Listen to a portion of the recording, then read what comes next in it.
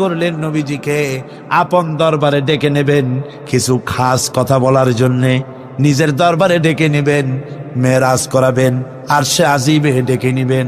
এই পৃথিবীর কোন পয়গম্বরের কিসমতে যা হয় নাই, আপনার আমার নবী মুহাম্মদ সাল্লাল্লাহু আলাইহি ওয়াসাল্লামকে আল্লাহ রাব্বুল আলামিন সেই মর্যাদা দিয়েছেন। জোরে কোন সুবহানাল্লাহ।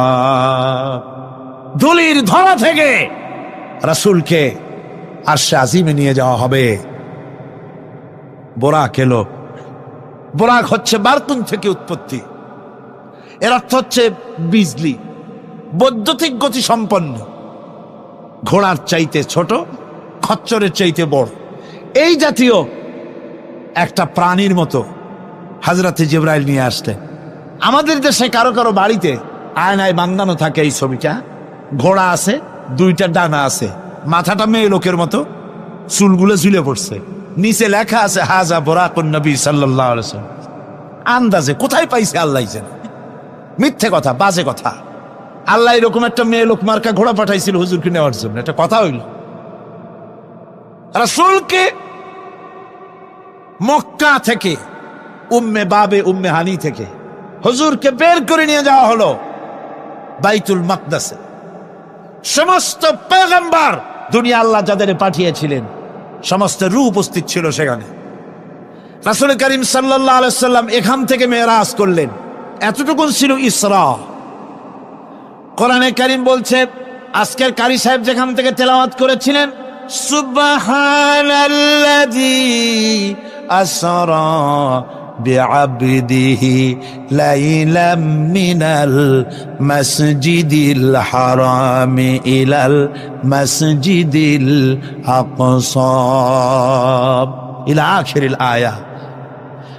কারো কারো মাথার মধ্যে যারা বিজ্ঞান পড়াশোনা করে বা আধুনিক চিন্তিত লোক, আধুনিক শিক্ষিত লোক, তাদের মধ্যে এই চিন্তাটা আসতে পারে যে ল অফ গ্র্যাভিটেশন পার হয়ে, মাধ্যাকর্ষণ শক্তি পার হয়ে একটা জড় পদার্থ, একটা জড় শরীর কি করে মাধ্যাকর্ষণ পাড়ি দিয়া উপরে চলে গেল, এটা হাউ ইজ ইট পসিবল, এটা কি করে সম্ভব? চিন্তাটা মাথার মধ্যে আসতে পারে। কিন্তু এখন আর ওইসব চিন্তা নাই। আমি হিউস্টনে দেখে এলাম আমেরিকার সেই মহাশূন্য গবেষণাগার। সেইখানে দেখলাম বিরাট রকেট, যে রকেটটা তারা পাঠাতে চেয়েছিল কিন্তু পাঠায় না। কি সব প্রবলেম হয়েছে সেই জন্য সেই তৈরি করা রকেটটা দেখলাম।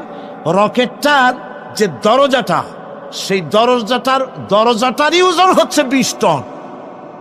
দরজা এমন টেকনোলজি দিয়ে দরজাটা তৈরি করা হয়েছে যে একটা লোকই দরজাটা এভাবে লাগাই দিতে পারে, আবার খুলেও দিতে পারে।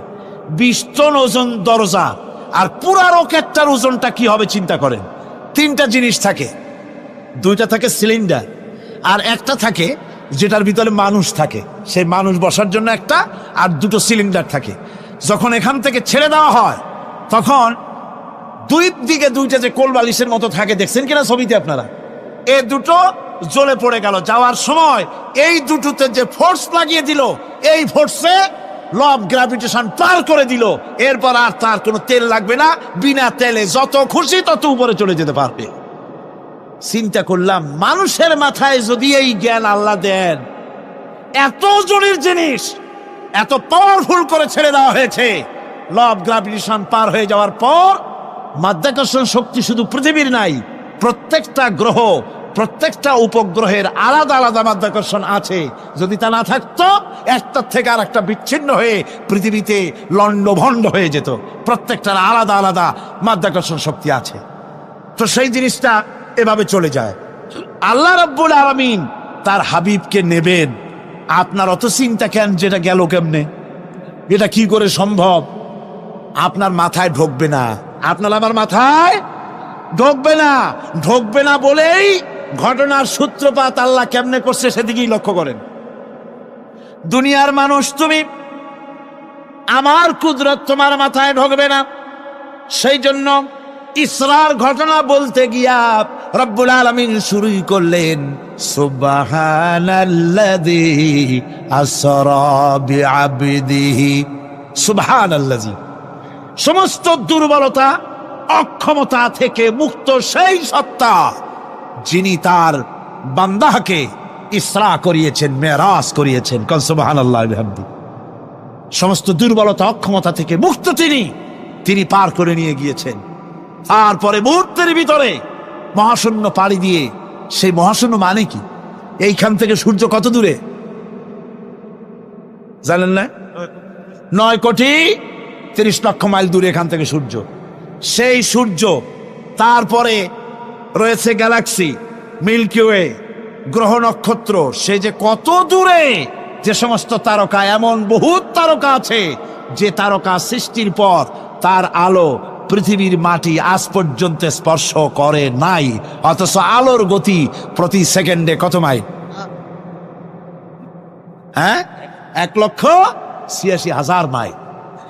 এই 1,86,000 মাইলের সেকেন্ড, এর মিনিট, এর ঘন্টা, এর দিন, এর সপ্তাহ, এর মাস, এর বছর, এটাকে বলা হয় লাইট ইয়ার, আলোকবর্ষ। সেই তারকা তৈরি হওয়ার পর কত সহস্র সহস্র লাইট ইয়ার চলে গেল, আজও পর্যন্ত সেই তারকার আলো পৃথিবীর মাটি স্পর্শ করতে পারে নাই। তাহলে সেই তারা কোথায়? আল্লাহ রাব্বুল আলামিন তার হাবিবকে চাঁদ, সূর্য, গ্রহ, নক্ষত্র, মহাশূন্য পাড়ি দিয়ে, তারপরে 7 আকাশ পাড়ি দিয়ে সিদরাতুল মুনতাহা পর্যন্ত নিয়ে গেলেন। জোরে কোন সুবহানাল্লাহ। এবার সিদরাতুল মুনতাহা পর্যন্ত যাওয়ার পথে যত ঘটনা ঘটলো, সেগুলো আপনারা ইতিহাস থেকে পড়ে নেবেন, ওগুলি বলার সময় আমার কাছে নাই। সিদরাতুল মুনতাহায় যাওয়ার পর হযরত জিবরাইল বলেন, আর আমি যেতে পারবো না, এটা হলো বিপজ্জনক বর্ডার। আমি যদি আর এক চুল অগ্রসর হই তাহলে আমি জ্বলে পুড়ে ছাই হয়ে যাব, আমার আর যাওয়ার অধিকার নাই। হুজুর সেখানে বসে থাকলেন। জিবরাইল বলে গেলেন, এখান থেকে আপনাকে নেওয়ার কুদরতি ব্যবস্থা হয়ে যাবে। রাসূল দুনিয়ায় ফিরে এসে হযরতে বেলালকে ডেকে বলেছিলেন, বেলাল গো, এমন কি আমল তুমি করো আমারে শোনাও। হযরতে বেলাল বলেন, হুজুর আমার আমল তো সব আপনি জানেন। কয় না, কি করো শোনাও। বেলাল বলেন, হুজুর খাস আমলের মধ্যে এতটুকু আছে যে আমি কখনো বিনা উজুতে থাকি না, যখন উজু চলে যায় উজু করি, আর উজুর ইহতিমামের জন্য 2 রাকাত নফল নামাজ পড়ি। হুজুর বলেন, বেলাল তুমি এই আমল ছাড়বা না, কারণ সিদরাতুল মুনতাহায় হযরত জিবরাইল আমারে যখন ছেড়ে চলে গেলেন, আমার একা একা বড় ভয় লাগতে লাগলো। তখন আমার মনে হচ্ছিল তুমি যেন আমার চতুর্দিকে হাঁটতেছো। আমার ভাইয়েরা, রফরফ নামক বিছানা চলে এলো। কুদরতি এই বিছানায় চড়ে নবীজি আল্লাহ রাব্বুল আলামিনের দরবারে আরশে আজিমে পৌঁছে গেলেন। জোরে বলেন সুবহানাল্লাহ, জোরে বলেন সুবহানাল্লাহ। যেখানে পৃথিবীর কোন মানুষের যাওয়া সম্ভব নয়, গোটা পৃথিবীর মানুষের মর্যাদা আল্লাহ পাক বাড়াই দিলেন, আরশে আজিমে হুজুরকে নিয়ে গেলেন। তারপরে তিনি কথাবার্তা হুজুরের সাথে কি বললেন, সেই কথাগুলি নিয়ে আমাদের দেশে কথা হলো এই যে হুজুরকে নিয়ে আল্লাহ 5 ওয়াক্ত নামাজ দিছিলেন তো 50 ওয়াক্ত। মুসা আলাইহিস সালামের সাথে দেখা না হইলে তো কাম সারছিল, আমাদের আর উপায় ছিল না। আরে ভাই, শুধু নামাজ দেওয়াই যদি উদ্দেশ্য হবে, তাহলে রোজার মতো তো আল্লাহ দুনিয়ায় বসে দিতে পারতেন কিনা? হজের মতো, জাকাতের মতো পারতেন কিনা? শুধু নামাজের জন্য নয়, আল্লাহ পাকের কায়নাত দেখাবার জন্য আল্লাহ পাক তাকে নিয়েছিলেন। বেহেশত দেখাইছেন, দোজখ দেখাইছেন, ভালো কাজ করলে কিরকম শান্তি হবে, খারাপ কাজ করলে কিরকম শাস্তি হবে, চোখে দেখাই দিয়েছেন মুহাম্মদ রাসূলুল্লাহ সাল্লাল্লাহু আলাইহি ওয়াসাল্লামকে। মেরাজ থেকে ফিরে এলেন, ঘরে এসে দেখেন উজুর পানি, উজু করে যে গেছিলেন উজুর পানি তখনও গড়াচ্ছে। যে দরজা দিয়ে বেরিয়েছিলেন দরজাটা ধাক্কায় তখনও কাঁপতেছে। যে বিছানায় শোয়া ছিলেন সে বিছানায় মানুষ শুয়ে থাকলে যেমন উষ্ণ থাকে, সেরকমের উষ্ণ ভাব তখনও আছে। কেমনে হলো? মাথায় ঢুকবে না। সুবহানাল্লাহ কোন ঢুকবে? জোরে কোন সুবহানাল্লাহ। এটার ব্যাপারে কোন বিজ্ঞান, দর্শন, যুক্তির প্রয়োজন নাই। প্রয়োজন শুধু এতটুকু, আল্লাহ তার হাবিবরে নেবেন, কত দ্রুত নিবেন, কত দ্রুত পাঠাবেন, এটা তিনিই ভালো জানেন, আমাদের কোনো জানার কথা না। ঠিক কিনা কর? তবে দৃষ্টান্ত যদি চান তাহলে আমি দৃষ্টান্তটা এভাবে দিতে পারি, বুঝাবার জন্য একটা দৃষ্টান্ত দিতে পারি। সেটা হলো এই, ধরেন বাংলাদেশে কোনো প্রেসিডেন্ট আসবে, পৃথিবীর যে কোনো দেশের এক প্রেসিডেন্ট আসবে। এটা আসার যখন খবর হয়ে যাবে, তখন পত্র পত্রিকায় রুট বলে দেওয়া হয়, এই রুটে রাষ্ট্রীয় মেহমান রাষ্ট্রীয় অতিথি ভবনে আসবেন, এই রাস্তা দিয়ে সাধারণ ট্রাফিক চলাচল বন্ধ থাকবে। এয়ারপোর্ট থেকে নিয়ে রাষ্ট্রীয় অতিথি ভবন পর্যন্ত মেহমান না আসা পর্যন্ত সমস্ত ট্রাফিক চলাচল বন্ধ। মেহমান পৌঁছে যাবে, তারপরে আবার স্বাভাবিক ট্রাফিক চলবে। এটা জানেন কিনা? জানেন কিনা? এইটা যদি পৃথিবীর সামান্য সলিমদ্দি কসিমদ্দি, এই জন্য বলছি আজ আছে কাইল নাই, ঠিক কিনা গণ? আজ মন্ত্রিত্ব গেল, কালকে রাস্তায় দাঁড়ায় বলবে রিক্সাওয়ালা আমার একটু নেওয়া, বাজারে মাছ কিনতে যাব, ঠিক কিনা? সুতরাং এদের তো কোনো মর্যাদা নাই, আজ আছে কাল নাই।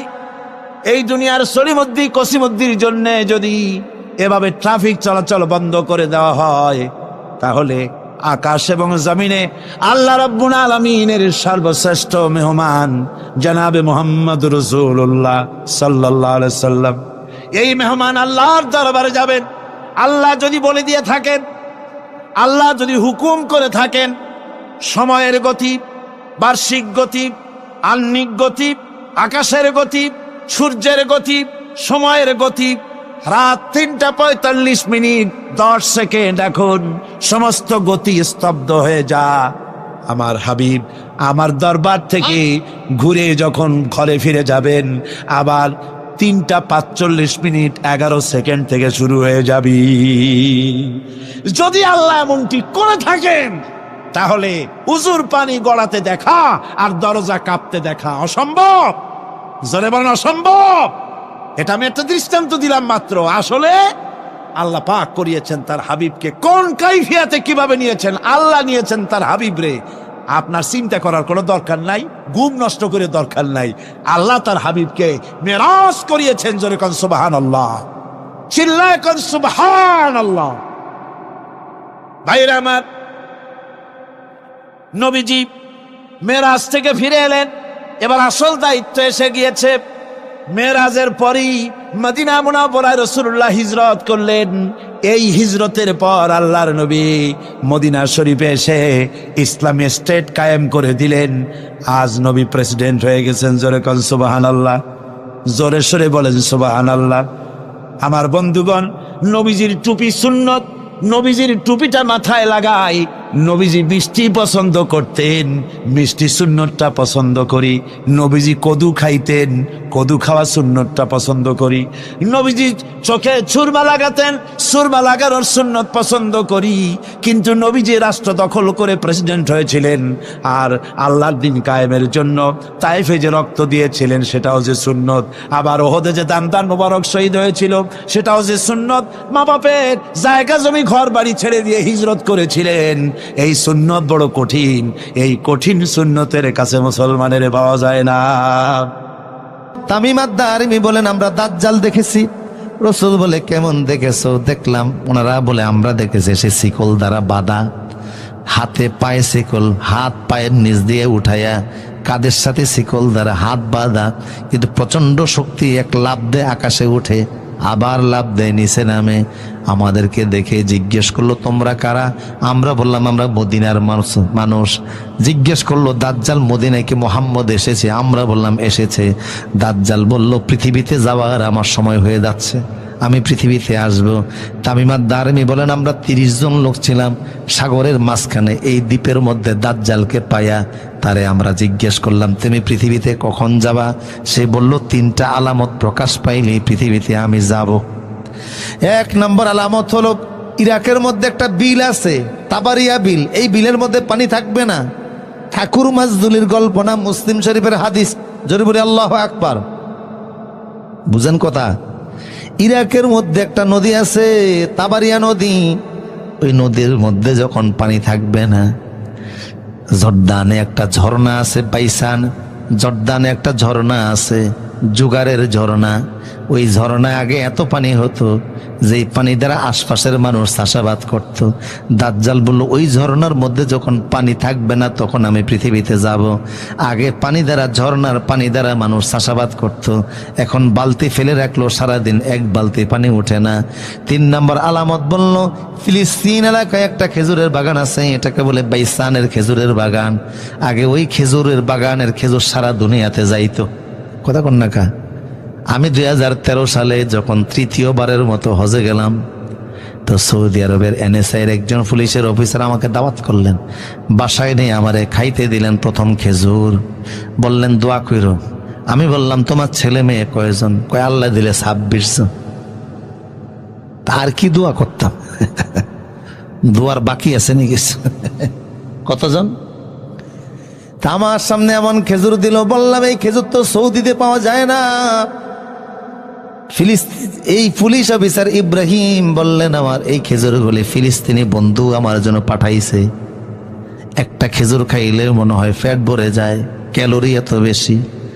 ওই বাইসানের খেজুরের বাগানে অনেক খেজুর হতো, কিন্তু ইসরায়েল হামলা করে বাগানটা নষ্ট করে ফেলেছে, সেই জন্য এখন আর তেমন খেজুর হয় না। দাজ্জাল বলল, 3টা আলামত শোনো। মুসলিমের বর্ণনা, বাইসানের খেজুরের বাগানে খেজুর থাকবে না, জুগারের ঝরনায় পানি থাকবে না, তাবারিয়া বিলের ভিতরে পানি থাকবে না, যখন তখন পৃথিবীতে যাওয়ার আমার সময় হয়ে যাবে। দাজ্জাল কিন্তু কোরআন আসতেছে, আসবে, ইমাম মাহদিও আসতেছে, ঈসা নবী আসতেছে। আল্লাহু আকবার, আল্লাহু আকবার। বিশ্বের মুসলমানদের নেতৃত্ব দিবেন ঈসা নবী, নিজ হাতে দাজ্জাল জবাই করবেন। সুবহানাল্লাহ। ঈসা নবী বিশ্ব শাসন করবেন 40 বছর আল্লাহর কোরআনের আইনে। ওই সময় আমেরিকার ট্রাম্প থাকবে না, ইসরায়েলের নেতানিয়াহু থাকবে না, এই ভারতের মোদি থাকবে না। ঠিক কিনা বলো? ঠিক কিনা?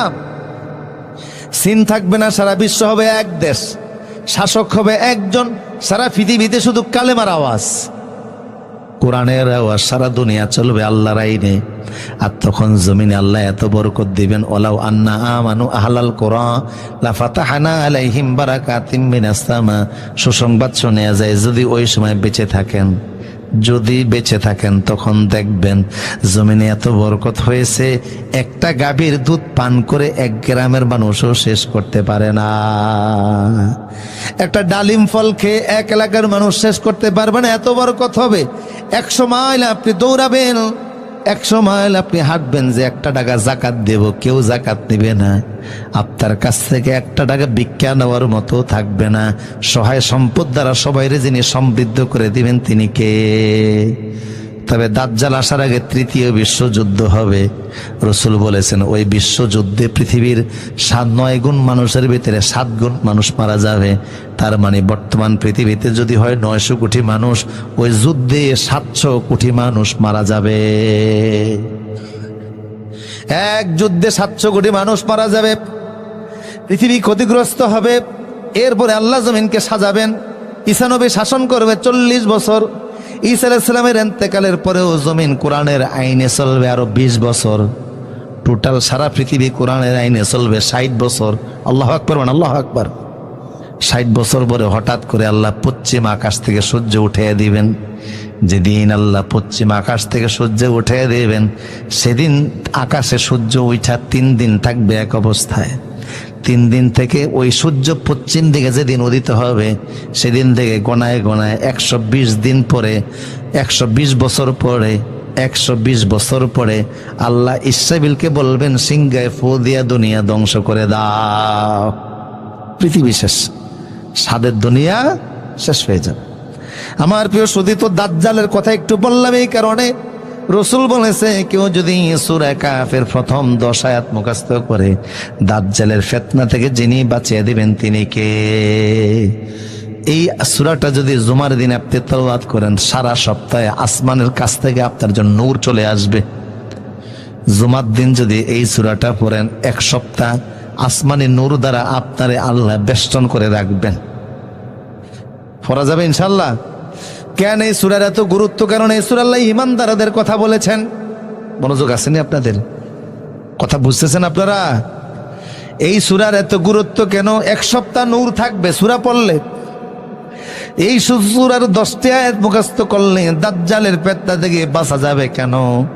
কারণ এই সূরার ভিতরে ইমানদারদের গল্প আল্লাহ বর্ণনা করেছেন।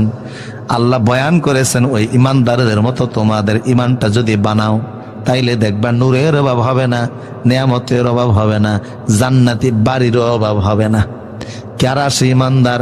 কেন আল্লাহ তাদের কথা আনলেন? এই যুবকদের ইমানদারদের ঘটনা ঘটেছে আজ থেকে প্রায় ৬,০০০ বছর পূর্বে। কয় হাজার? দেশটা হলো বর্তমান জর্দান দেশ।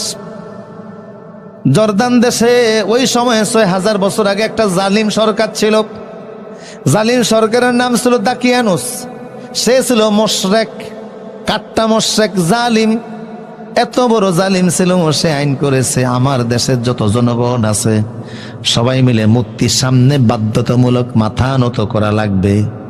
কিন্তু ৬ জন যুবক বলল, দেশের বাচ্চা যতই আইন করুক না কেন, ব্যক্তির চাইতে দল বড়, দলের চাইতে দেশ বড়, দেশের চাইতে ইমান বড়। সারা দেশের মানুষ শিরিক মেনে নিলেও আমরা ৬ জন যুবক প্রয়োজনে জীবন দিব, তারপরও ইমান দিব না। আল্লাহু আকবার। আল্লাহ বলেন, ইন্নাহুম ফিতিয়াতুন আমানু বিরাব্বিহিম ওয়াজিদনাহুম হুদা। এদের ভিতরে ইমানটা এত বৃদ্ধি পেয়েছিল, গোটা দেশ একদিকে, ৬ জন যুবক আরেক দিকে। ঠিক কিনা বলেন? ঠিক কিনা বলেন?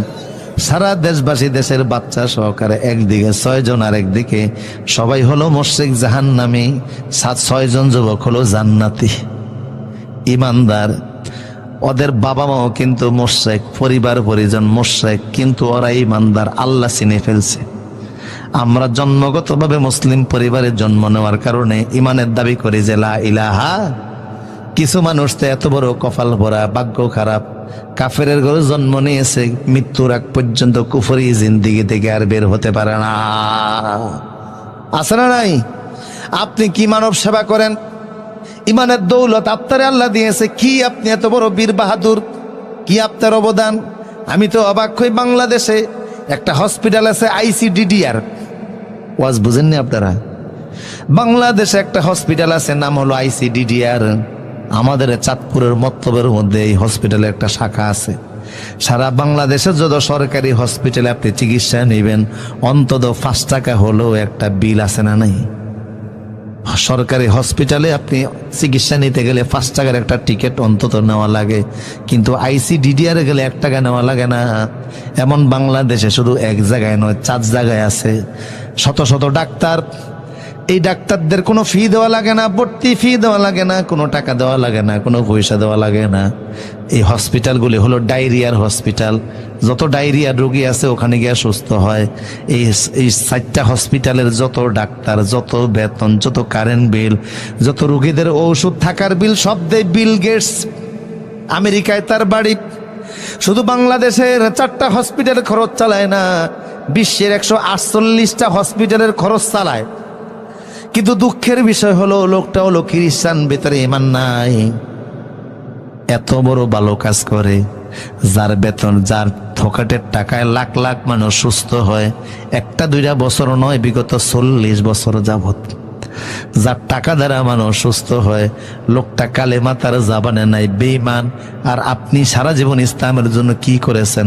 মাহফিলের জন্য 10টা টাকা চাইলেও চেহারা কালো হয়ে যায়। কথা বলে না? মসজিদের মুয়াজ্জিনের, ইমাম সাহেবের বেতন দিতে চায় না, অথচ আপনি কালেমাওয়ালা মুসলমান। রসুল বলেছে, আমার উম্মতের যার ছোট্ট একটু ইমান থাকবে তারও আল্লাহ 10 দুনিয়ার সমান একটা জান্নাতি বাড়ি দান করে দিবে। কি আল্লাহর জন্য কি করে ফেলেছে যে এত বড় জান্নাত পাবেন? ওই লোকটা কি ক্ষতি করছে আল্লাহ তারে দিবেন না? মূলত সব ফায়সালা কার? ওমা তাশাউনা ইল্লা আইয়াশা আল্লাহু রাব্বুল আলামিন। কারে আল্লাহ ঈমান দিবেন, কারে বেঈমান বানাবেন, একমাত্র ইচ্ছা কার। শুকরিয়া আদায় সারা জীবন করলো, শেষ হবে না। সামান্য মাহফিলে 1 ঘন্টা বসে থাকার ধৈর্য হয় না। কথা বলেন না কা? আর অথচ খ্রিস্টানদের ধর্ম প্রচারে বিমান হলো 600। কোটি কোটি টাকা তারা ব্যয় করে। প্রতি 4 মিনিটে পৃথিবীর যে কোনো দেশে খ্রিস্টানদের একটা বিমান টেক অফ করে। আজকের পৃথিবীর আকাশে 33,000 বিমান চলাচল করে। এর জন্য শুধু খ্রিস্টানদের ধর্ম প্রচারের বিমান হলো 600। আর বিশ্বের কোনো মুসলমানের কোনো ব্যক্তিগত বিমান কোনো আলেমের বিমান নাই, ডক্টর জাকির নায়েকের ওনার কোনো ব্যক্তিগত বিমান নাই, বিশ্বের কোনো দায়ী আল্লাহর বিমান নাই। বাংলাদেশে মাঝে মধ্যে দু একজন হুজুর হেলিকপ্টারে উঠে এটু অনেকে সহ্য হয় না। কথা বলেন ঠিক কিনা? নাম দিছে হেলিকপ্টার হুজুর, ঠিক কিনা বলেন? কি নাম দিছে? আলেমদের প্রতি এই দেশের কিছু মানুষ এত অ্যালার্জি রাখে, যদি জোরে জোরে হাঁটে কয় আল্লাহ কই জানি খাইতে যেতে আছে, আস্তে হাঁটলে বলে আজকে মনে হয় খাই একটু বেশি লোড হয়েছে। জোরে হাঁটলেও বিপদ, আস্তে হাঁটলেও।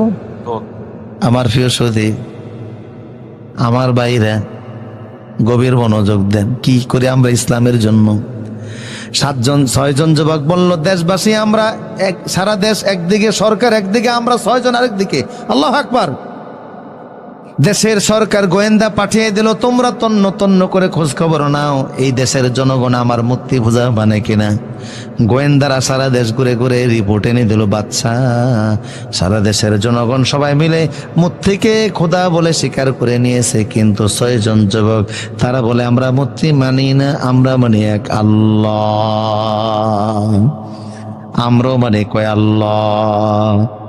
6 জন যুবক বলে আমরা মানে এক আল্লাহ, এই জন্য যদি জীবন দেওয়া লাগে জীবন দিব, তারপরে ইমান দিব না। দেশের বাচ্চা বললে এদেরকে ধরে নিয়ে আসো, গ্রেপ্তার করে আনা হলো। বাচ্চা বুঝাইলেন, যুবকরা মানে না। বাচ্চা বলল একটা রাত তোমাদেরকে সময় দিলাম, এই রাতের মধ্যে যদি তোমরা মতের পরিবর্তন না করো, আগামীকাল আমি তোমাদেরকে ফাঁসির কাস্টে ঝুলিয়ে দিব। 6 জন যুবক বিদায় করে দিল দেশের বাচ্চা। যুবকেরা প্রধানমন্ত্রীর কার্যালয় থেকে বের হয়ে এক জায়গায় সলা পরামর্শ করে, দোস্ত যেই দেশের পিতামাতা, যেই দেশের সরকার, যেই দেশের জনগণ আল্লাহ বিরোধী হওয়ার জন্য আমাদেরকে পরামর্শ দেয়, চল আমরা ওই দেশেই থাকবো না, ওই দেশ থেকে হিজরত করে এমন এক দেশে যাব যেই দেশে গেলে আল্লাহরে আল্লাহ বলা যায়। আমরা হিজরত করব। কি করব? কথা বলো না, কি করব? আমার রাসূল হিজরত করছে কি করে নাই? মক্কা ছেড়ে দিনের নবী, বলুন মক্কা ছেড়ে দিনের নবী মদিনাতে যায়, জন্মভূমির মায়াই নবী ফিরে ফিরে সায়। যারা বলে আল্লাহু আকবার।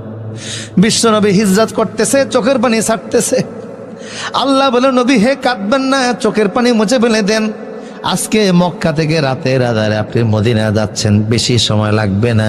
ইন্না ফাতাহানা লাকা ফাতাহাম মুবিনা, ওয়াসিরে মক্কার ক্ষমতা আমি আল্লাহ আপনাকে দান করে দিব। আল্লাহর ওয়াদা এমন শর্ত হয়ে গেল, মাত্র 8 বছরের মাথায়। কয় বছর? 8 বছরের মাথায় রাসূল 10,000 সাহাবী নিয়ে মক্কায় আসলেন। 10,000 সাহাবী রাসূলের সঙ্গে। রাসূল বললেন আমরা মক্কা থেকে এখন 3 কিলোমিটার দূরে থাকবো। 10,000 সাহাবীরা বলল, নবী আমরা এখন কি ডিউটি পালন করব? রাসূল বলেন, এখানে 3 দিন তোমরা থাকবা, 3 দিন পরে আমরা মক্কায় প্রবেশ করব। তবে 3 দিনে তোমাদের ডিউটি হলো তোমরা প্রত্যেকে চুলা বানাবা 5টা। কয়টা? ওই জামানায় 500 মানুষের রান্না হতো একটা চুলায়, কিন্তু রাসূল বললেন একজনে চুলা বানাবা 5টা। তার মানে 10,000 মানুষের চুলা তৈরি হবে 50,000।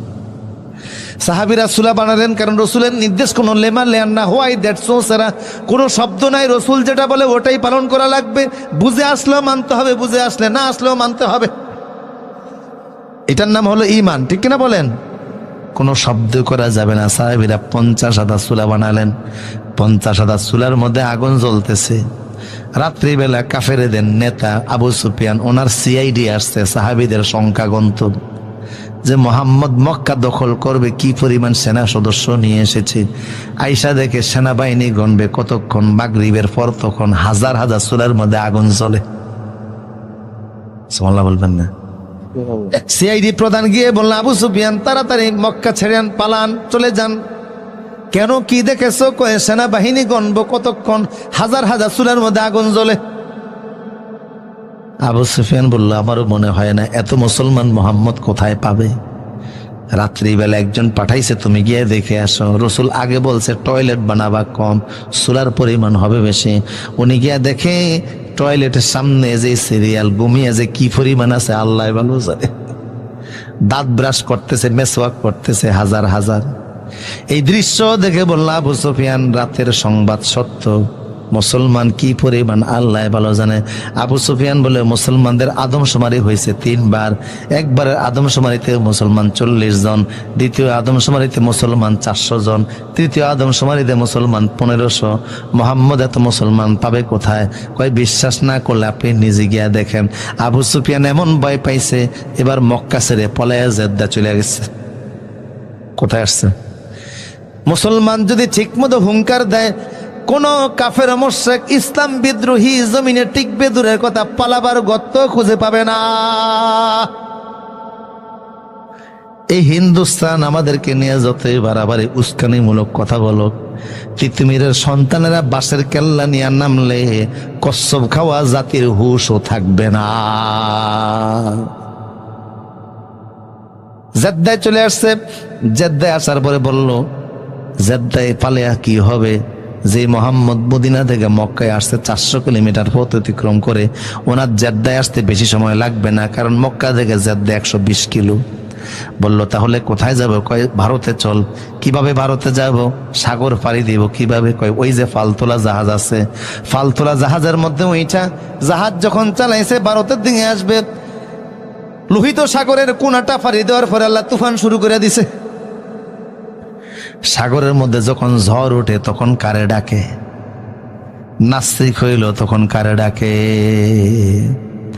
আমাদের বাড়ি তো চাঁদপুর, নদী মাতৃক এলাকা। চাঁদপুরের ওই প্রান্তের জেলাটা হলো শরীয়তপুর। শরীয়তপুরের লঞ্চ যাচ্ছে ঢাকার দিকে। লঞ্চ চিনেননি আপনারা? দেখেছেন কখনো? লঞ্চ যাচ্ছে ঢাকার দিকে। 60 নল একটা বিখ্যাত জায়গা আছে, ওখানে প্রচন্ড জ্বর হয়। ওই জায়গায় আসার পরে এখন তুফান শুরু হলো। এখন লঞ্চ এরকম হেলতেছে আর দুলতেছে, মনে হয় যেন পড়ে যাবে। মুসলমানরা বলে আল্লাহ আল্লাহ, হিন্দুরা বলে ভগবান ভগবান। আর যারা টাস খেলতেছিল জ্বালানার পাক দিয়া সব টাস ফেলে দিছে। কিছুক্ষণ পরে কিছু হিন্দু ভাইরা দেখে লঞ্চের সামনে একজন হুজুর দাঁড়িয়ে আছে। বলল হুজুর দাঁড়িয়ে আছেন কেন? একটু আজান দেন। হুজুর বলল আজান দিলে কি হবে? আজান দিলে শুনছি তুফান থেমে যায়। হুজুর বলল তোমরা না ভগবানরে ডাকতেছিলে, ভগবান ডাকো। কয় না হুজুর, যেই তুফান শুরু হয়েছে ভগবান থামাইতে পারবে না। কয় আমি আজান দিলে তোমরা কি করবা? কয় আমরাও আল্লাহ আল্লাহ বলবো। আল্লাহু আকবার, আল্লাহু আকবার। কারণ যখন মানুষ বিপদে পড়ে নকল খোদার কথা মনে থাকে না, নাস্তিক হলেও তখন কিন্তু আল্লাহরে ডাকে। আল্লাহরে কেন ডাকে? এটার জবাব দিয়েছেন বিজ্ঞানী আব্দুস সালাম। বাড়ি হলো তার মিশরে। মনোযোগ আসেনি আপনাদের? কথা বোঝা যাচ্ছে? নাস্তিক বিপদের সময় কারে ডাকে? কেন আল্লাহরে ডাকে? আব্দুস সালাম জবাব দিয়েছেন। উনি বললেন পৃথিবীর প্রথম বিজ্ঞানী আমি। তিনি নোবেলও পেয়েছেন, যিনি মানুষের ওপেন হার্ট সার্জারি শুরু করেছিলেন। আজকে একজন রোগীর ওপেন হার্ট সার্জারি তিনি করবেন, বুকটা ফেরে ফেলেছেন। বুকটা ফেরে ফেলার পরে তিনি কি কি রোগ ব্লক হয়েছে চেক করতেছেন। এমন সময় হার্টের মধ্যে কি যেন দেখলেন। দেখার পরে ওনার চোখ থেকে দর দর করে পানি পড়া শুরু হয়ে গেল। অন্য অন্য সার্জনদেরকে বললেন আমার হাত কাঁপতেছে, পারতেছি না, তোমরা বাকি কাজ করো। ডাক্তারদেরকে বুঝিয়ে তিনি চলে গেলেন। সেজদায় পরে কাঁদতেছেন। অপারেশনের পরে অন্য অন্য ডাক্তার গিয়ে বলল স্যার অন্যদিন এত কাঁদেন না, আজকে কেন তো কাঁদলেন?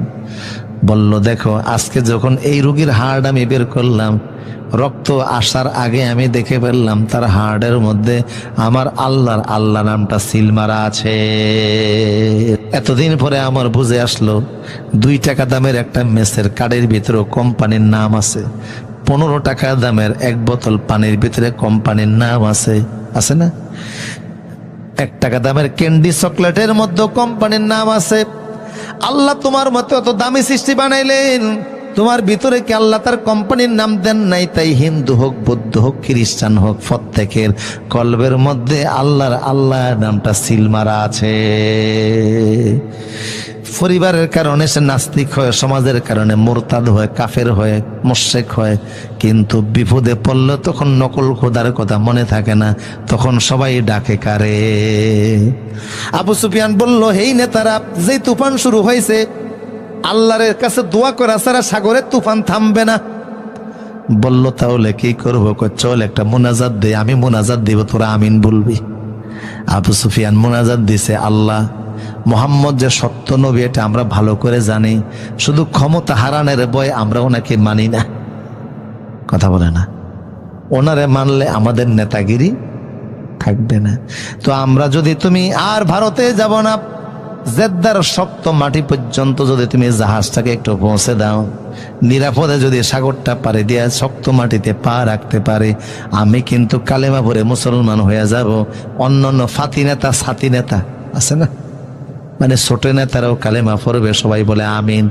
আল্লাহ দোয়া কবুল করে তুফান থামিয়ে দিয়েছে। এখন তারা জেদ্দার শক্ত মাটি পর্যন্ত আইসা জাহাজ থেকে নামছে। ছোট ছোট নেতারা কয় বড় নেতা কালেমা পড়েন, কয় চুপ থাকে, একটু দেখে শুনে নেই, নদীর মধ্যে একটু হাওয়া বাতাস লাগে। আল্লাহ যখন বিপদ দূর করে দিলেন তখন মনটা ঘুরে গেল। আল্লাহ কোরআনে এই কথা বললেন, ফালাম্মা নাজ্জাহুম ইলাল বাররি ফামিনহুম মুক্তাসিম।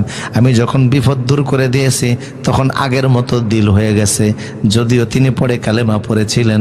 কথা বলেন ঠিক কিনা? তো আমার প্রিয় সুদীপ, রাসূলুল্লাহ চলে আসলেন মক্কায়। 3 দিন পরে 10,000 সাহাবী নিয়ে এসে কাবার ভিতরে প্রবেশ করে মূর্তি সরাইয়া তাকবীরের আওয়াজ দিলেন, বেলালকে দিয়ে আজান দেওয়াইলেন, আল্লাহু আকবার। আল্লাহ নবী যেমন হিজরত করেছে, 6 জন যুবক বলল আমরা হিজরত করব। রাতের আধারে যুবকরা বাড়ি থেকে বের হয়ে রওনা দিয়েছে। কাউকে বলে না, চুপি চুপি দেশবাসী, এলাকাবাসী, পরিবারের অজান্তে ঠাকুর মাজুরের গল্প বলি না, কোরআন থেকে বলছি। সামনে চলে আসার পরে দেখে 3 রাস্তার মাথা। মনোযোগ আছে আপনাদের? কয়জন যুবক? কয়জন? সামনে আসার পরে দেখে 3 রাস্তার মাথা। দোস্ত, 3 রাস্তায় মাথা পাড়ি দিব, কিন্তু ওই যে একটা লোক দেখা যায় দাঁড়ানো আছে, আমার মনে হয় সরকারি সিআইডি দাঁড়ানো আছে, যে কোনোভাবে তথ্য ফাঁস হয়ে গেছে যে আমরা 6 জন যুবক দেশের এগেনস্টে গিয়ে, সরকারের বিরুদ্ধে গিয়ে, মূর্তি পূজার বিরুদ্ধে গিয়ে, বাপদাদার ধর্মের মধ্যে লাথি মেরে রাতের আধারে পলায়ন করে অন্য দেশে চলে যাচ্ছি। তাই আমাদেরকে ধরার জন্য সরকার গোয়েন্দা পাঠিয়েছে। কিন্তু 7ম নাম্বার যে যুবকটা রাস্তায় দাঁড়ানো, যুবক ডাক দিয়া বলছে, বন্ধুরা আমার গোয়েন্দা মনে করো না, সিআইডি মনে করো না, তোমরা যেমন ইমানদার আমিও তোমাদের মতো একজন ইমানদার। তোমাদের কথা দেশের বাচ্চা জানতে পেরেছে, আমার কথা জানতে পারে নাই। আমি জানতাম রাতের আধারে তোমরা হিজরত করে এই দেশ থেকে অন্য দেশে যাবা, তোমাদের সাথী হওয়ার জন্য আমি এই জায়গায় অপেক্ষা করতেছি। দোস্ত, তুমি যাবা আপত্তি নাই, তোমার সাথে একটা কুকুর আছে, কুকুর তো নেওয়া যাবে না, কারণ কুকুরের স্বভাব তো ভালো না। সে অন্য কুকুর দেখলে আওয়াজ করবে, বাড়িঘর থেকে মানুষ বের হয়ে আমাদেরকে গ্রেপ্তার করে সরকারের হাতে তুলে দিবে। কথা বুঝেন কিনা? বলল, আমার কুকুর আমার কথা শুনে। পৃথিবীর মধ্যে যত প্রাণী আছে সবচেয়ে বেশি মানুষের মানে কুকুর। কথা বলেন ঠিক কিনা? মানুষের ভক্ত হয়ে বেশি কুকুর। আমেরিকাতে 4000 অন্ধ কালেমা পড়ে মুসলমান হয়ে গেছে কোরআনের এই সূরাটা তাফসীর শুনে। সুবহানাল্লাহ বলবেন। এই অন্ধরা কুকুর সাথে নিয়ে চলতো, কারণ তারা 2 চোখে দেখে না। কুকুর ওদেরকে বাজারে নিয়ে যাইতো, ওরা কুকুরের বাজারে পাঠাইলে লিস্ট পাঠিয়ে দিত, কুকুর বাজার থেকে লিস্ট অনুযায়ী বাজার আইনা দিত। কথা বুঝেন কিনা? এখনকার র্যাবের সাথে কুকুর আছে না নাই? কথা বলেন, আছে না নাই? ওর ঘ্রাণ শক্তি এত মারাত্মক, চোখের মধ্যে আল্লাহ এর তো ফাওয়াত দিছে, 18 কিলোমিটার দূর পর্যন্ত দেখতে পায়। ওর ঘ্রাণ শক্তি এত বেশি, মাটির নিচে বোমা থাকলেও তার রাডারে ধরা পড়ে যায়। এমনি এমনি আল্লাহ কুকুরের কথা কোরআনে সূরা কাফে তুলে ধরেন নাই। 4000 অন্ধ কালেমা পড়ে একসাথে মুসলমান হয়েছে। কেন হয়েছে সেই কথা পরে বলছি। আমার প্রিয় সুদীপ, লোকটি বলল, কুকুর আমার কথা শুনে এই সোনামানিক বাড়িতে যা, অন্যদিন ইশারা করলে কথা শুনে আজকে বাড়ির দিকে মুখ ফিরায় না। যুবকের মেজাজ খারাপ হয়ে গেল, সময় নষ্ট হচ্ছে, বারবার বাড়ির দিকে ইশারা করে যায় না। যুবকরা হাঁটলে কুকুর হাঁটে, যুবকরা থেমে গেলে কুকুর থেমে যায়। মেজাজ খারাপ হয়ে গেল, জঙ্গল গিয়ে একটা বাঁশের কঞ্জি কেটে এনে কুকুরের মাথার উপর আঘাতের পরে আঘাত করে। কুকুর আঘাতগুলি সহ্য করে বাড়ির দিকে মুখ ফিরায় না। এক পর্যায়ে কুকুর আল্লাহর দিকে, আসমানের দিকে তাকে একটা আওয়াজ দিছে, আল্লাহ, ও আল্লাহ, তোমার বন্ধুরা আমার দুশ্মন মনে করে, অথচ আমি এদের উপকার করব, ক্ষতি করব না। ওরা মনে করেছে আমি ওদেরকে চিনি না। আমরা তোমার মাখলুক, তোমার যেমন চিনি তোমার বন্ধুদেরকেও চিনি। জবানটা খুলে দাও, একটু কথা বলি। আল্লাহ কুকুরের জবান খুলে দিলেন। আল্লাহু আকবার, আল্লাহু আকবার। আল্লাহ পারে কি না? কুকুরের জবান খুলে গেল। কুকুর বলছে, দোস্তরা আমারে শত্রু মনে করো না, ডিস্টার্ব দিব না, পারলে উপকার করব, না পারলে আমার দ্বারা কোনো ক্ষতি হবে না। কুকুরের কথা শুনে সাথে নিয়ে গেলেন। আগে ছিল যুবক 6 জন, এখন একজন। কথা কন না, কয়জন? 7 জন হলো। হাঁটতেছে, হঠাৎ করে দেখে পূর্ব দিক থেকে সূর্য উঠতেছে। পূর্ব দিক থেকে সূর্য উঠতেছে। একে অপরকে বলল, দোস্ত সূর্য উঠে গেলে তো সর্বনাশ। জনগণ যখন বাড়িঘর থেকে কাজকামের জন্য বের হবে, তখন দেখবে আমরা দেশের জাতীয় আসামি, ঠিক কিনা? কারণ সবাই দেশের আইন মানে, আমরা 7 জন মানি না। আমাদেরকে ধরে সরকারের হাতে দিয়ে দেবে। সরকার পাইলে হয় আমাদের ফাঁসি দিবে, না হয় ধর্ম ত্যাগ করাবে। এখন কি করানো উচিত? 7ম নাম্বার যুবকটা বলল, টেনশন নেই, এখানে একটা পাহাড় আছে, ওই পাহাড়ের মধ্যে চলো আমরা চলে যাই। এখন তো সকালবেলা, সকাল 4টা বাজে, এখন থেকে সন্ধ্যা 6টা পর্যন্ত আমরা এখানেই থাকবো। এখান থেকে সন্ধ্যা 6টার পরে আবার আজকে রাতের মতো বের হইয়া হিজরত করে এই দেশ ছেড়ে অন্য দেশে চলে যাব। পরামর্শটাকে ভালো মনে করে 7 জন যুবক গিয়ে গুহার ভিতরে প্রবেশ করেছে। এই এতক্ষণ পরে আল্লাহ নিজে ওয়াজ শুরু করছে। আল্লাহু আকবার বলেন। আল্লাহ ওয়াজ শুরু করছে, রাসূল শুনছে, তাই আজকে আমরাও শুনতেছি। ইযে আওয়াল ফিতিয়াতু ইলাল কাহফি ফাকালু রব্বানা আতিনা মিন লাদুনকা রাহমাতাও ওয়া হাইয়্যি লানা মিন আমরিনা রাশাদা। জোরে জোরে বলি আল্লাহু আকবার। 7 জন যুবক গুহায় প্রবেশ করে আশ্রয় নিল গুহার ভিতরে। একে অপরকে বলছে, দোস্ত সারা রাত আমরা হেঁটেছি, দুশ্মনের ভয়ে, ইমান হারানোর ভয়ে, ইমান রক্ষার জন্য হিজরতের নিয়ত করে বাড়িঘর ছেড়েছি। সকাল হয়ে গেলে দেশের জনগণ দেখে ফেলবে, সেই ভয়েতে গুহার ভিতরে প্রবেশ করেছি। সন্ধ্যা 6টা পর্যন্ত গুহার ভিতরে আমরা থাকব, কিন্তু এখন সারা রাত হেঁটে হেঁটেছি, ক্লান্ত শরীর, তাই বৈশা দেখা লাভ কি, চল আমরা ঘুমিয়ে যাই। কেউ কেউ বললো, আমরা যে ঘুমাবো আন্দাজে ঘুমাবো না, কার কাছে বলে ঘুমাবো? জোর বলেন, কার কাছে? আমরা ঘুমাইলে কার নামে ঘুমাই? আল্লাহুম্মা বিইসমিকা ওয়া আমুতু ওয়া আহইয়া। 7 জন যুবক বলছে, আল্লাহ আমরা একটু ঘুমাচ্ছি, ওয়া হাইয়্যি লানা মিন আমরিনা রাশাদা, আমাদের বিষয়টা একটু দেখো।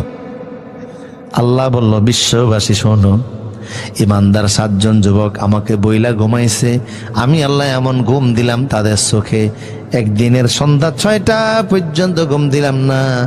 আমি আল্লাহ এক ঘুমে তাদেরকে 309 বছর রেখে দিলাম। আরো জোর বলুন আল্লাহু আকবার। আপনাদের ঘুম আসতেছে মনে হয় না? শোনা যাচ্ছে তো আজ ইনশাল্লাহ ফজর পর্যন্ত? হ্যাঁ, মাশাআল্লাহ, সাহস তো কম না। আমার প্রিয় সুধী, না, নির্ধারিত সময় আমি শেষ করে দিব বলে ইনশা। তোর মজা লাগে এই জন্য চট্টগ্রামের এক লোক দেখা গেল ভাতও খায়, মরিচও খায়।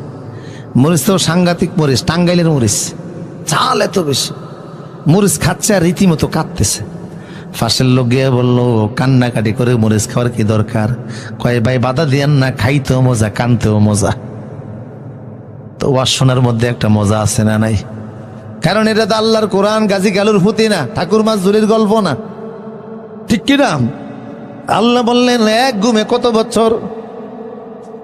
জোরে বলুন। 309 বছর তারা ঘুমালো। ফাদরাবনা আলা আযানিহিম ফিল কাহফি সিনিনা আদাদা। 1-2 বছর নয়, 309 বছর ঘুমাইছে। আল্লাহ বলেন, নবী হে, এরা যে ঘুমাইছিল লম্বা একটা সময়, 100 বছর নয়, 200 বছর নয়, 309 বছর।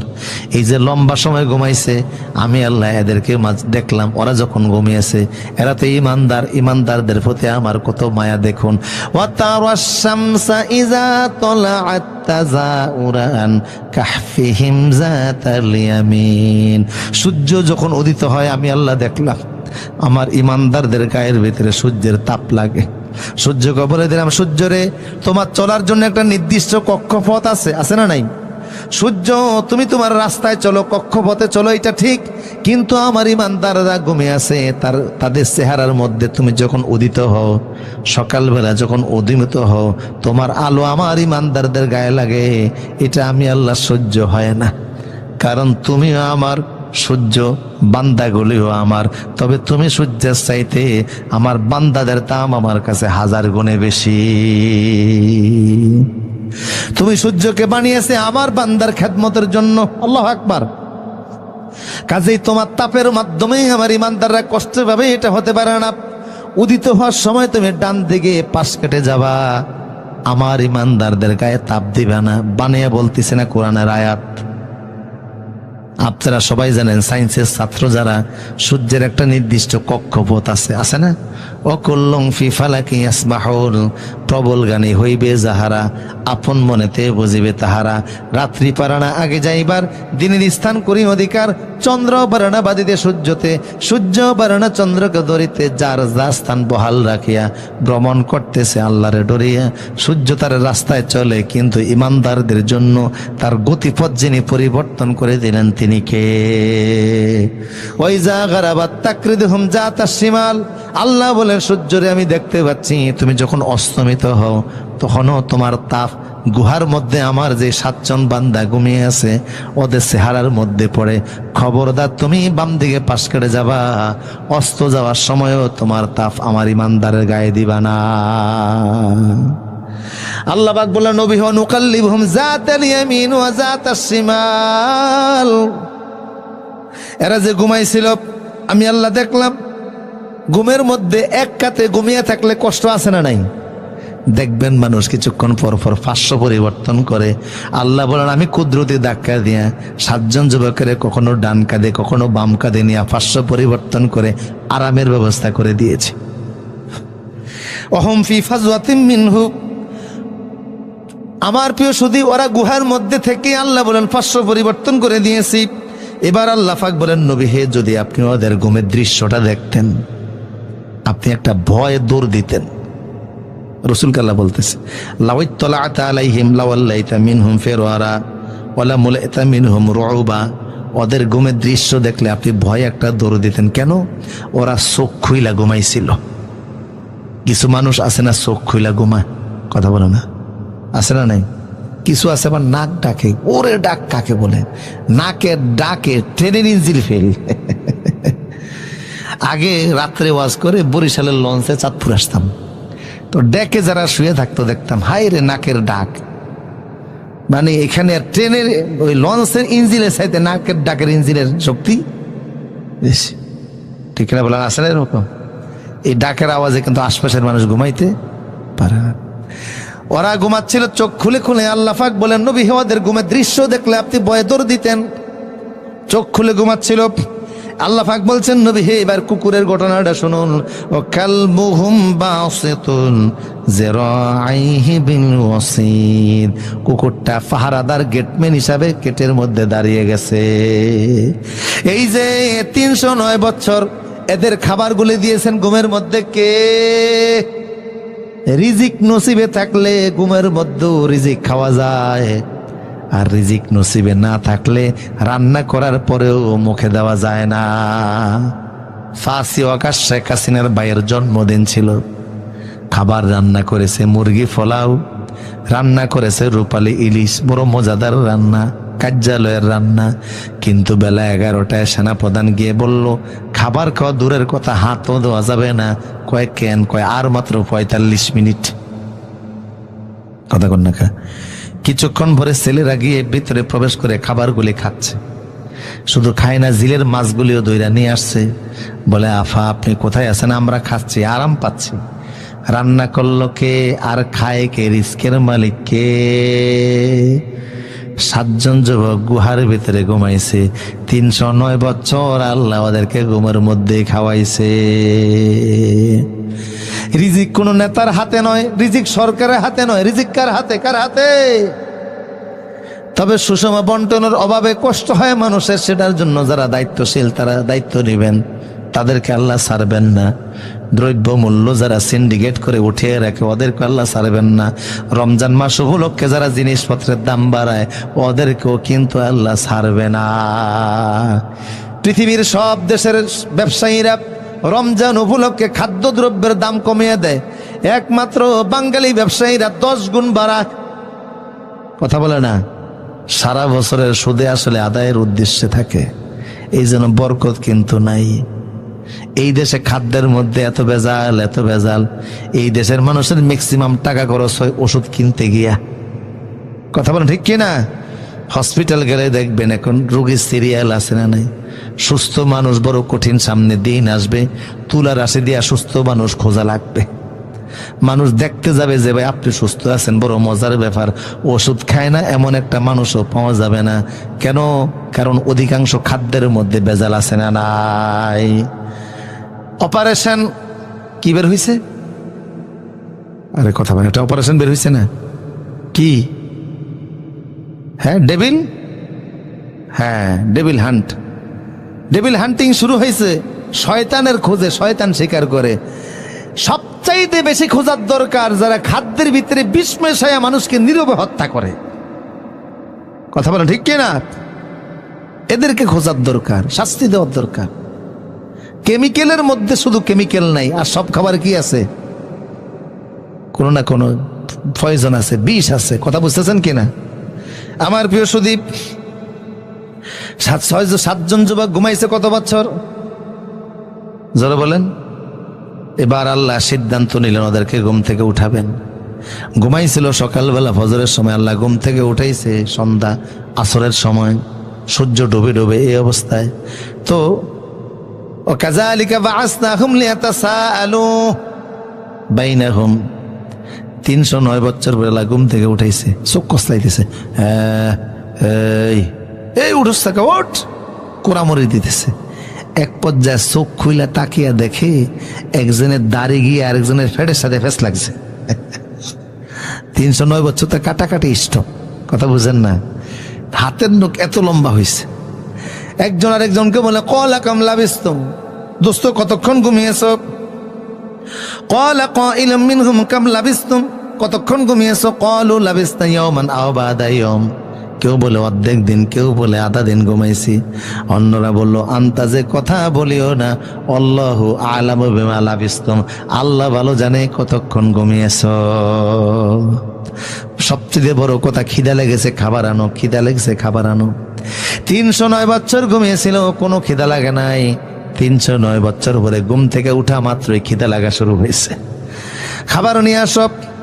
ফাবাআসু আহাদাকুম বিওয়ারিকিকুম হাযিলাল মাদিনা, যে খাবার আনতে যাবা বাজারে যাও, তবে চাঁদা উঠিয়া যাও। তোমার পকেটের টাকায় তো যথেষ্ট হবে না, রুটি গোশত কিনে আনবা। তবে খাবার কেনার সময় লক্ষ্য করবা, হিন্দুর দোকান থেকে অমুসলিমের দোকান থেকে আনবা না, কারণ তারা গরু ছাগল জবাই করে, আল্লাহর নামে করে না। ফালিয়াংজুর আইয়ুহা আজকা তো আমান, হালাল খাদ্য দেখে আনবা। আমরা মুসলমান হারাম খাবার খাইতে পারি না। তো যিনি বাজারে গেছে খাবার আনতে, গুহা থেকে বের হয়ে সামনে আসার পরে দেখে রাস্তা চিনে না। কিরে, সকালবেলার রাস্তা বিকালে এত পরিবর্তন। ওরা মনে করেছে যেই দিনের সকাল সেই দিনের বিকাল। কথা বুঝতেছেন কি না? আসলে কি সেই দিনের বিকাল না 309 বছর পরে। কিরে, রাস্তা চিনি না কেন? পাশে দেখে এক লোক ছাগলের খুঁটে গাপতেছে। বুঝেন, ছাগলের খুঁটি মাটির নিচে গোপন করতেছে। এই চাচা, বাজারটা কোন দিকে? উনি তো ওনার কাজ করে। এই যে চাচা, বাজারটা কোন দিকে? বুড়া মেয়ে তাকে কয়, ও মা গো, ভাই বাজার ওদিকে, আপনারা দেখলে ভয় লাগে, ওদিকে যান। মানে দাড়ি মোছে তো একাকার। বুঝেন না কথা? 309 বছর কাটাকাটি বন্ধ, দাড়ি মোছে একাকার। ভাই ওইদিকে বাজার, ওইদিকে যান। বাজারে চলে গেছে, দোকানে গিয়ে রুটি গোশত পছন্দ করে ফেলেছে, টাকা দিয়েছে। আজকের দোকানের ভিতরে কাস্টমার অনেক বেশি। ম্যানেজারের কাস্টমারের চেহারার দিকে নজর দেওয়ার মতো সময় কোথায়? টাকা গইনাই তো গোল পায় না। যুবক যে টাকা হাতে দিয়েছে, ম্যানেজার বলল, এই টাকাটা কে দিয়েছেন? যুবক বলল, আমি দিয়েছি। ম্যানেজার বলল, এটা অসল টাকা, এই টাকা চলে না, নতুন টাকা দেন। যুবক বলল, এটা সকালবেলার টাকা। ম্যানেজার বলল, অসল টাকা, এই টাকা চলে না। যুবক বলে, সকালবেলার টাকা। তর্ক শুরু হয়ে গেছে। ম্যানেজার এতক্ষণ পরে যুবকের চেহারার দিকে তাকাইছে, তাকে ম্যানেজারে কো, মা গো, ভাই দূরে থাকেন, টাকা দেন, আর নাদের কাছে আইসেন না। আপনারা দেখা ভয় লাগে। দোকানে হই হাল্লা পড়ে গেছে, বাজারের মধ্যে আওয়াজ ছড়িয়ে গেছে। বাজারে টহলরত পুলিশ ছিল। পুলিশ বলে, এই দোকানে কি হয়েছে? লোকেরা বলল, এমন এক যুবক আসছে রুটি গোশত নেওয়ার জন্য। চেহারা যেই দেখে সে ভয় পায়। আপনি পুলিশ, আপনি দেখলেও ভয় পাবেন। পুলিশ বলল জীবনও কত আসামি ধরলাম, কত ফিসি হান্নান, মুরগি মিলন, কালা জাহাঙ্গীর, কুত্তা আসলাম। বুঝলেন কথা? মুরব্বীরা মনে করছে আমি কোনো ফেরেশতাকে নাম কইতেছি। কত সন্ত্রাসী আমরা ধরলাম, কোনোদিন ভয় পাই না। আজকে এই যুবকরা দেখে ভয় পাবো কেন? পুলিশ কাছে আসার পরে পুলিশও দেখা, পুলিশও বলে ও মা গো ভাই তোমার নাম? কয় আমার নাম তামলিক। এই টাকা কোথায় পাইছো? কয় এটা সকালবেলার টাকা। পুলিশ বলল এটা সকালবেলার টাকা না, এটা হলো অসল টাকা। পুলিশ বুঝাইতে পারে না, নিয়ে গেল থানায়। থানা বুঝাতে পারে না, নিয়ে গেল এসপির কাছে। পুলিশ সুপার, জেলার প্রধান যিনি, তিনিও বুঝাতে পারে না, নিয়ে গেল আইজির কাছে। আইজিও পারে না, নিয়ে গেল রাষ্ট্রপ্রধানের কাছে। রাষ্ট্রপ্রধান হলো তন্দুরুস্ত আল্লাহওয়ালা মানুষ, মুসলমান। রাষ্ট্রপ্রধান ডেকে বলল, যুবক তুমি সত্য কথা বলো, টাকার কোথায় পেয়েছো? তুমি কি গুপ্তধন পেয়েছো? কোন টাকার ভান্ডার কি তুমি পেয়েছো? এই টাকা তো এই যুগে চলে না। এই টাকা হলো আজ থেকে 309 বছর আগের টাকা। তুমি ভয় পাও না, আমার দিকে তাকিয়ে দেখো, আমিও ইমানদার, দেশে যত জনগণ আছে সবাই ইমানদার। যুবক অবাক হয়ে গেল, আপনি কি দাকিয়ানুস না? কয় না, আমি তন্দুরুস্ত। দাকিয়ানুস আজ থেকে 309 বছর আগে ছিল। ও তো আল্লাহর গজবে ধরা পড়ছে। ওর আমলে দেশ ছিল মুশরিকদের হাতে, এখন দেশ হলো ইমানদার, পুরা দেশে ইমানদার, আমিও ইমানদার। যুবক বলল, বাচ্চা আমার একটু সময় দেন, আমি একটা সেজদা দেই আল্লাহকে, তারপরে আপনার সাথে কথা বলবো। যুবক সেজদায় গিয়ে আল্লাহরে বলছে, আল্লাহ কোন ভাষায় তোমারে ধন্যবাদ দিবে আমি জানি না। আমরা এমন একটা পরিবেশ চাইছিলাম যেই দেশের সব জনগণ থাকবে ইমানদার, কালেমার পতাকা আকাশে উড়বে।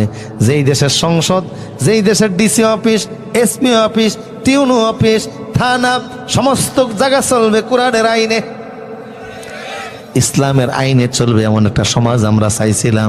সব জায়গা থেকে আজান বের হবে, তো জেলা প্রশাসক জেলায় নামাজের ইমামতি করবে, রাষ্ট্রপতি সংসদ ভবনে ইমামতি করবে, এমন একটা দেশ আমরা চাইছিলাম। কিন্তু 7 জন যুবক আমরা পারি নাই। তুমি আমাদেরকে ঘুম পাড়াইয়া কৌশলে 309 বছর ঘুম পাড়াইয়া ওই সময়ের ভিতরে আমূল পরিবর্তন ঘটাইয়া জালিমদেরকে বিদায় করে ইমানদারদের সমাজ তৈরি করে আবার ঘুম থেকে উঠাইয়া ওই দৃশ্য দেখার ব্যবস্থা করে দিয়েছ। কোন ভাষায় তোমারে ধন্যবাদ দিব জানা নাই রে আল্লাহ।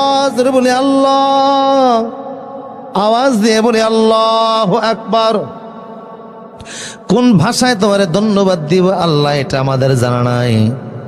যুব সমাজ, আমার প্রিয় সুধী, যুবক চোখের পানি মুছে বাচ্চা বলল, আয় আমার বুকে আয়, বুকটা লাগাই। কারণ তোমরা আল্লাহ প্রিয় বান্দা, পৃথিবীর ইতিহাসে আর হয় নাই, হবেও না। তোমরা 309 বছর ঘুমিয়েছিলা, খিদা লাগে নাই। কুদরতি ভাবে যিনি তোমাদেরকে ঘুমের মধ্যে খাওয়ায়, ওনার কত মায়া তোমাদের প্রতি কল্পনাও করা যায় না। তোমার সাথে বন্ধুরা কোথায়? বললো বাকি 6 জন গুহায়। দেশের বাচ্চা বলল, ওদেরকে একটু দেখবো, শুধু বুকটার সঙ্গে বুক মিলাবো। হাসরের ময়দানে যেন তোমাদের মতো ইমানদারদের সাথে সামরার একটা গোসা দেওয়ার কারণে আল্লাহ আমার জাহান্নাম থেকে মাফ করে দেয়। কোথায় আছে? গুহার ভিতরে। চলো আমি যাব। দেশের বাচ্চার সাথে দেশের হাজার হাজার জনগণ রওনা দিল। এই দেশের যুগ মানুষ শোনো, দোকানদাররা শোনো, ব্যবসায়ীরা শোনো, চাকরিজীবীরা শোনো, জীবনে চাকরি ব্যবসার সুযোগ পাবো, কিন্তু এই দৃশ্য আর দেখবো না। চলো আমরা ইমানদারদেরকে দেখতে যাই। এরা হলো জমিনে সুপার পাওয়ার, আল্লাহর প্রিয় বান্দা, সুপার হিরো। আল্লাহু আকবার। দেশের বাচ্চা চলে আসলো গুহার কাছে। মনোযোগ আছে? যুবকটি বলল, বাচ্চা মহোদয়, 7 জন যুবক মাত্র আমরা, আপনারা দেশের হাজার হাজার জনগণ একসাথে সবাই যদি গুহার ভিতরে প্রবেশ করেন, আমার ভাইরা আতঙ্কগ্রস্ত হয়ে যাবে, টেনশনে পড়ে যাবে, মানসিকভাবে কষ্ট পাবে। কারণ ওরা তো জানে না দেশের যে এত পরিবর্তন হয়েছে, সময় এত চলে গেছে। আমি গুহা থেকে বের হইয়া রুটি কিনতে যাওয়ার কারণে জানতে পারছি, আমার পকেটের টাকা প্রমাণ করে দিয়েছে এটা ওই যুগ না, এটা হলো 309 বছর পরের যুগ। ওরা তো এখনো জানে না। আমি ভিতরে আগে প্রবেশ করি, পরিস্থিতিটা ওদেরকে আগে গুছিয়ে বলি, ওরা স্বাভাবিক হলে পরে আপনারা প্রবেশ করবেন। কিন্তু একসাথে এখন ওরা জানার আগে যদি ঢুকেন, ওরা আতঙ্কগ্রস্ত হবে। আমি আমার বন্ধুদেরকে আতঙ্কগ্রস্ত করতে চাই না। দেশের বাচ্চা বলল, যাও তুমি আগে প্রবেশ করো, তোমার বন্ধুদেরকে পরিস্থিতিরা গুছিয়ে বললো। যুবক গুহার ভিতরে প্রবেশ করলো, কিন্তু আল্লাহর কুদরত বুঝা বড় দায়। আল্লাহ যুবক যখন যে গুহার ভিতরে ঢুকছে, আল্লাহ কুদরতি ভাবে গুহার মুখটা বন্ধ করে দিলেন। আল্লাহ বলেন, হে যুবকেরা, একটা ঘুম দেওয়ার পরে নিয়ত ছিল তোমাদের সকাল থেকে সন্ধ্যা 12 ঘন্টার ঘুম, কিন্তু আমি আল্লাহ 12 ঘন্টার ঘুম দেই নাই। 309 বছর ঘুমের মধ্যে রেখে আবার ঘুম থেকে উঠে দুনিয়ার বাজারে নিলাম। এবার দুনিয়ার বাজার থেকে আইনা আর একটা ঘুম দিয়া দিলাম, এবার ঘুম দাও। এবার ঘুমের পরে ইসরাফিল সিংহায় ফু দেওয়ার আগে আর ঘুম ভাঙবে না। তোমাদেরকে আমি আল্লাহ আমার নিদর্শন বানালাম। আন্না ওয়া'দাল্লাহি হাক্কুন, আল্লাহু আকবার বলে, ওয়া আন্নাস সাআতা লা রাইবা ফিহা। তোমাদেরকে আমি ঘুমের থেকে ঘুমে উঠাইয়া ঘুমে রাইখা বিশ্ববাসীকে প্রমাণ করে দিলাম। বিশ্বের মানুষ দেখো, তোমরা এই যুবকদের এই ঘটনা সারা পৃথিবীর প্রসিদ্ধ ঘটনা। কিছু যুবকের যদি আমি 309 বছর ঘুম পাড়াইয়া আবার ঘুম থেকে উঠাইয়া দুনিয়ার বাজারে নিতে পারি, তোমাদেরকেও আমি অনন্তকাল ঘুম পাড়াইয়া হাসরের বাজারে তুলতে পারবো। পারবে কিনা? এই জন্য কোন মাইয়েতকে আমরা কবরে রাখলে পড়েন, মিনহা খলাকনাকুম ওয়া ফিহা নুঈদুকুম ওয়া মিনহা নুখরিজুকুম তাওরাতান উখরা। মাটির ভিতর থেকে যিনি আমাদেরকে পুনরায় উঠাবেন তিনি কে? কথা একটা মনে পড়ছে, বলবো নি? এই আর বেশি সময় না, অল্প কয়েক মিনিট। এই ভারতের একজন প্রধানমন্ত্রী ছিল ইন্দিরা গান্ধী, নাম শুনছেন আপনারা? কি গান্ধী? উনি আতাতাইয়ের গুলিতে মারা গেছে, নিজের দেহরক্ষীর গুলিতে মারা যাওয়ার পরে উনি তো ভারতের প্রধানমন্ত্রী, রানিং প্রধানমন্ত্রী ছিলেন। ওনাকে চন্দন কাঠ দিয়া ভরাইছে। চন্দন কাঠ অনেক দামি কাঠ। 1 মণ চন্দন কাঠের দাম হলো 5 লাখ টাকা। কারণ চন্দন কাঠের আতর বড় দামি আতর। মদিনার মসজিদে নববীর পাশে আতরের দোকান আছে। জিজ্ঞেস করলাম, তোমার এখানে ভালো আতর কোনটা? আমারে দিল গ্রান, আমার পছন্দ হয় না। বললাম, এটার 1 তোলার দাম কত? বলল 12 লাখ টাকা। আপনারা নওগাঁ বাজার থেকে, শহর থেকে যে 1 বোতল আতর নিয়ে আসেন 20 টাকা দিয়ে, এটা আতর না, সরিষার তেল। তাও খাঁটি সরিষার তেল না, ভেজাল সরিষার তেল। চন্দন কাঠের আতর হয়। ইন্দিরা গান্ধীরে পরাইছে নরমাল কাঠ দিয়া না, চন্দন কাঠ, তাও 32 মণ চন্দন কাঠ। সাথে 26 মণ ঘি ডালছে, কেরোসিন তেল না, কারণ দামি মানুষ তো। কি ডালছে? ঘি ঢেলেছে 26 মণ, কাঠ হলো 32 মণ। চন্দন কাঠ দিয়ে পোড়ানোর পরে ইন্দিরা গান্ধীর দেহটাকে ছাই বানিয়ে ফেলছে। 33টা ড্যাগের মধ্যে ছাইগুলি রাখছে। কয়টা ড্যাগ? বড় বড় ড্যাগ। ড্যাগের মধ্যে ইন্দিরা গান্ধী ছাইগুলিনকে 33টা ড্যাগের মধ্যে রেখেছে। 3 দিন পর্যন্ত ভারতের সেনাবাহিনী এই ছাইগুলিনকে পাহারা দিছে। 3 দিন পরে এই ছাইগুলি গঙ্গার পানিতে ছেড়ে দিছে। এই 33টা ড্যাগের ছাইগুলি গঙ্গার পানি থেকে বাঁচতে বাঁচতে যমুনায় আসছে, সেখান থেকে পদ্মায় গেছে, সেখান থেকে মেঘনায় গেছে, সেখান থেকে বঙ্গোপসাগরে গেছে। বঙ্গোপসাগর থেকে এই ছাইগুলি ভারত সাগরে গেছে, ভারত সাগর থেকে আরব সাগরে গেছে, আরব সাগর থেকে আটলান্টিক মহাসাগর হয়ে সারা দুনিয়া ছড়িয়ে গেছে। আল্লাহ ইন্দিরা গান্ধীরে তালাশ করে পাবেনি। কথা হয় না? একটু আগে কি বললেন? পাবে পাবে। বিশ্বাস হয়? বিশ্বাস হয় না? পড়েন আমার সাথে, মিনহা খলাক, পড়েন, মিনহা খলাকনাকুম ওয়া ফিহা নুঈদুকুম ওয়া মিনহা নুখরিজুকুম তাওরাতান উখরা। তোমারে মাটি গেলে ফেলুক, আগুন তোমারে ছাই বানিয়ে ফেলুক, অ্যানাকোন্ডা সাপ তোমারে খেয়ে ফেলুক, অথবা তুমি বিমানে আকাশে ক্র্যাশ হয়ে যাও। পাসওয়ার্ড নাম্বার আছে তোমার, আইডির যেমন পাসওয়ার্ড নাম্বার আছে, তোমার গুগলের যেমন পাসওয়ার্ড নাম্বার আছে, এরকম প্রত্যেকটা মানুষের মেরুদণ্ডের নিচে হাড়ের মধ্যে পাসওয়ার্ড নাম্বার আছে। আল্লাহু আকবার। ওই নাম্বার দ্বারা প্রত্যেকটা মানুষকে নিজ নিজ জায়গা থেকে হাসরের মাঠে যিনি তুলবেন তিনি কে? কোনো মানুষ মাটির নিচে থাকার কোনো সুযোগ নাই, সব উঠবে। আমার প্রিয় সুধী, এটা প্রমাণের জন্য এই ঘটনাটা আল্লাহ কোরআনে তুলে ধরলেন। যুবকদের কেমন কাণ্ড আল্লাহ ঘটাইলেন বিশ্ববাসী শোনো। এই যুবকদেরকে 309 বছর ঘুমে রাইখা 309 বছর পরে আমি যখন ঘুম থেকে উঠইলা হাসরের বাজারে নিলাম, তোমাদেরকেও তুলব, কোনো সন্দেহ নাই। পরকাল বিশ্বাস হয়? বিশ্বাস হয়? উঠবেন ইনশাল্লাহ? উঠাবেন আল্লাহ, সব উঠাবেন, হিন্দু বৌদ্ধ খ্রিস্টান কেউ বাদ যাবেন না, না শিশু না নারী না পুরুষ, সব উঠা লাগবে। জিন্দিগির প্রত্যেকটা সময়ের হিসাব জর্রা জর্রা দেওয়া লাগবে, ঠিক কিনা বলেন? দেওয়াই লাগবে। আমার প্রিয় সুদীপ, দেশের বাচ্চা অনেকক্ষণ দাঁড়িয়ে রয়েছে, খুঁজা পায় না গুহার মুখ, বুঝেন কথা। শেষ পর্যন্ত বাচ্চা বলল, আল্লাহ মনে হয় কুদরতে ভাবে গুহার মুখ বন্ধ করে দিয়েছে, তাই আমরা খুঁজে পাই না। কাজে আমরা যুবকদেরকে পাই না, তাতে কি হয়েছে? প্রমাণ তো পাইলাম এই গুহার ভেতরে যুবকরা আছে, যেখানেই থাকুক, চলো আমরা যুবকদের স্মরণে কিছু একটা করি। দেশের বাচ্চা বলল, কি করা যায়? কেউ বলে স্তম্ভ বানান, শহীদ মিনার বানান। লোকেরা বলল, শহীদ মিনার বানালে লোকেরা ওখানে ফুল দিয়ে গুনার মতো কাজ করবে। কেউ বলল, তাহলে এইখানে আমরা স্তম্ভ বানাই, স্মৃতিসৌধ বানাই। কয় না, সেটাও হবে না। জনগণের অধিকাংশ বলল, মসজিদ বানান। দেশের বাচ্চা বলল, তোমরা ভোট দাও, যেদিকে ভোট বেশি পড়বে ওইটা সিদ্ধান্ত হবে। তারা যে ভোট দিল, আল্লাহ পাক বলছেন, ক্বালাল্লাযীনা গালাবু আলা আমরিহিম লানাত্তাখিযান্না আলাইহিম মাসজিদা। অধিকাংশ জনগণ ভোটের মাধ্যমে রায় দিয়েছে মসজিদ বানান। মসজিদ হয়ে গেল ওই পাহাড়ের উপরে। মসজিদের মাঝখানে একটা নেম প্লেট আছে, নেম প্লেটের মাঝখানে 7 জন যুবকের নাম আছে, আর কুকুরটার নামও আছে না নাই? তাহলে আমার প্রিয় সদী, সূরা কাহাফ থেকে কিঞ্চিত আলোচনা আপনাদেরকে শোনালাম। বড় আজীব সূরা। এই সূরাটা বাসায় গিয়ে পড়বেন, পরকালের বিষয়ে পাবেন। আমার ভাইরা, হযরত খিজর আলাইহিস সালাম, মূসা আলাইহিস সালাম সফরও পাবেন। কাফের মুশরিকরা রাসূলকে অনেকগুলি প্রশ্ন করেছিল, সেই প্রশ্নের জবাব পাবেন। বিশেষ করে আসহাবে কাফের যুবকদের ঘটনাটা পাবেন, কলিজা ঠান্ডা হয়ে যাবে। কোরআন যত শুনবেন তত কলিজা সমৃদ্ধ হবে, ঈমান বৃদ্ধি পাবে, আল্লাহর ভয় প্রবেশ করবে। এই জন্য 3 দিন ব্যাপী মাহফিলে সিদ্ধান্ত নেই, পরকালে যেহেতু উঠা লাগবে, এই জন্য আর নামাজ ছেড়ে দিব না।